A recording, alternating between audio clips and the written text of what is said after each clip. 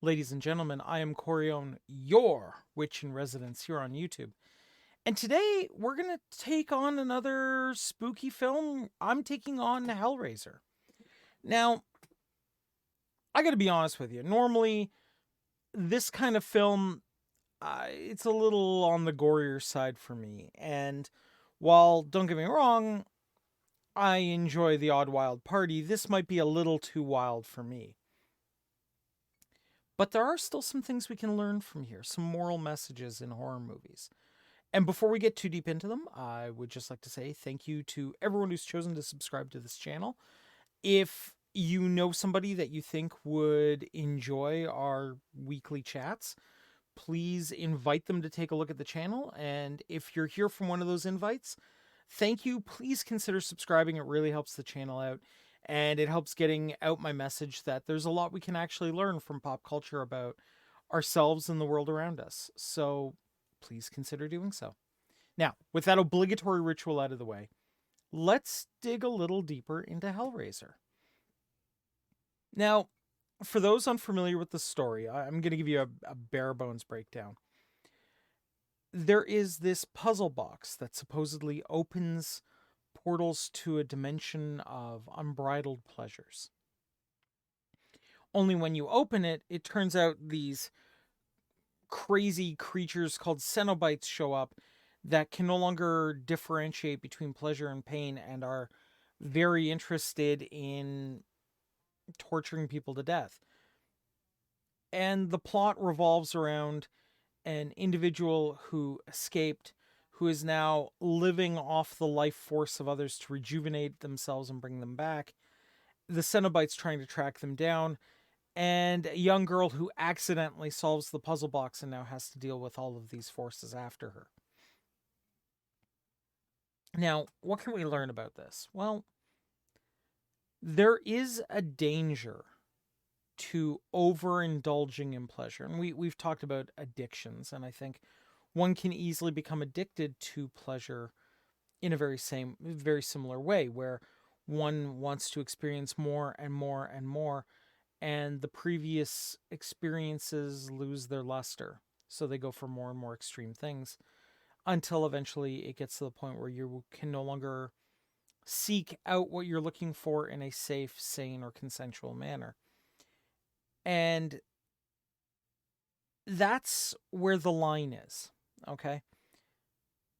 To me, the line on when we stop going from, a fun night out into the very, very dangerous is we ask ourselves three questions. Is it safe? Not just for you, but for all parties involved. Is it something a sane person would do, or is this in the crazy person land? And is this consensual? Did everybody involved, including spectators, agree to see or be a part of what you're performing on the individuals involved? One of my very good friends says, using a feather is kind of kinky. Using the whole chicken is just wrong. And, I tend to agree with this philosophy, right? I tend to believe that, look, it's okay if you're having some fun between consenting adults and everybody's agreed to it and agreed to do it in a way where nobody's going to be permanently harmed by it, and all those sort of good things, right? If people are having fun, if people are enjoying themselves, who am I to get involved? Well, unless invited nicely. But the point is, we do have to be careful of that, right? There is a reason why we have rules about performing certain acts in public, right? And it's because the random wanderer by can't agree that they wanted to be part of this, right? There is a reason why we have rules against somebody being hurt to the point where it's going to permanently damage them, right? Even if they consent to it, like there are some things people have consented to in the past that regardless society still considers wrong, and we consider it wrong because at the end of the day that person may not be of, if they're choosing to be part of this, is not of the right mind to be involved in something like this that's going to permanently scar them for life. So, and I don't want to come across here as being that guy who's not okay with, people having fun and doing consenting things that they want to do in their own bedroom. Far from it. Okay. I am all for fun people having a really great time in whatever configuration they wish to have it in, so long as, again, it's safe, sane, and consensual. Okay. Um, the trick is with these Cenobites is they have crossed that line. They've gone to the extreme far of crossing that line. And they actually remind me of the Warhammer figure Salanesh, who is the Warhammer 40k god slash goddess of pleasure, in that it's taken to too far an extreme. Okay. I am always of the opinion that we should moderate the level of excess we're willing to go to. Okay. There are limits, and it's important to stay within those limits. And I think in any healthy relationship, it's a good idea to discuss those limits with your partner, if only to make sure you guys are on the same page, right? Now, those discussions can be very tricky, right? Um, what's titillating for somebody else may be completely perverted for another person. So I think the trick is to open that conversation with something along the lines of, I want to sit down and have a conversation about our limits and about what excites me in the bedroom. But I don't want to be judged for it. I want to hear your opinion. I want to know where your lines are, like what you like and what your limits are. And let's find a balance between the two. And we're not going to judge each other. We're not going to say, ooh, that's gross. We're going to say, this isn't something I am okay with, if it's something that you don't wish to participate in. Now, when I've done couples counseling for other people, of course, the trick is it becomes very difficult when somebody needs this as part of their,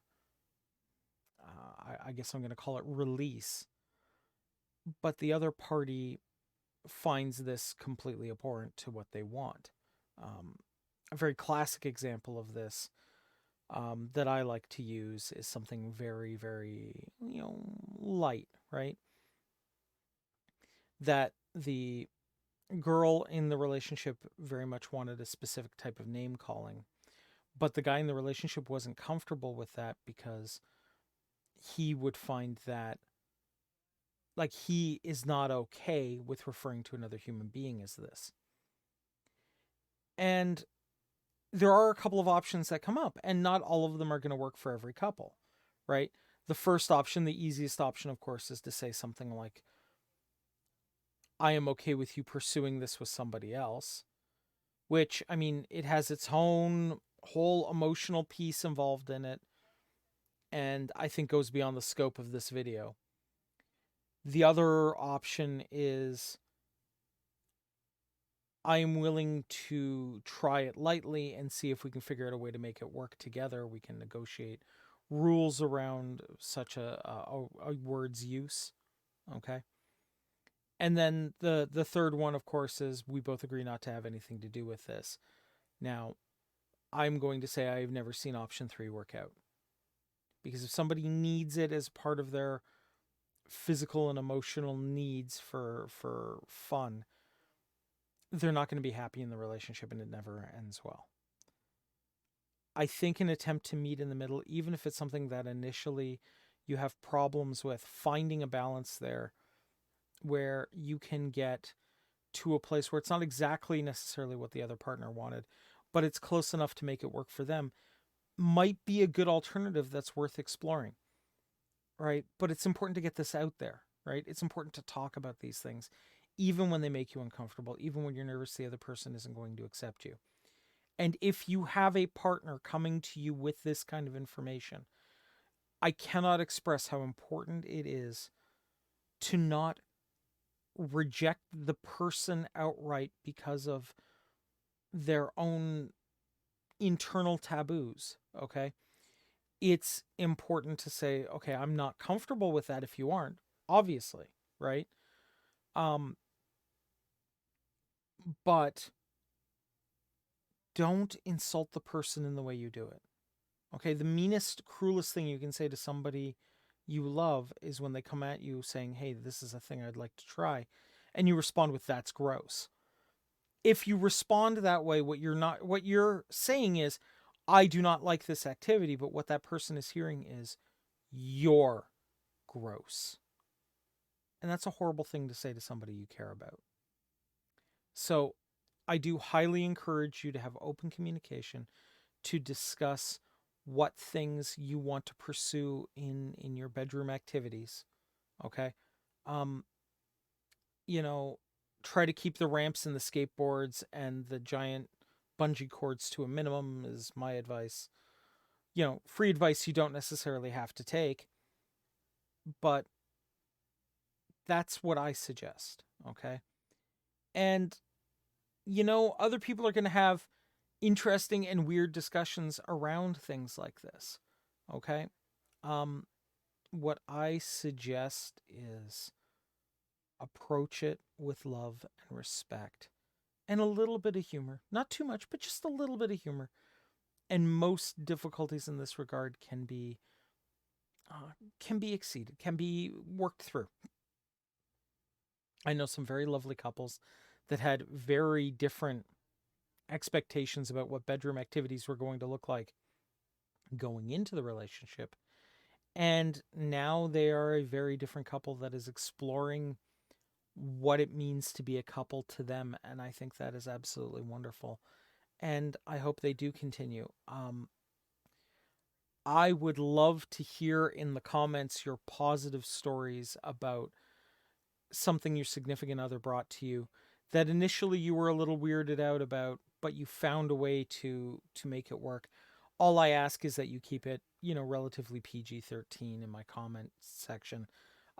Not because I particularly am going to be wigged out by anything, but I would like my comment section to be a place where other people can come in and not be wigged out by what they see.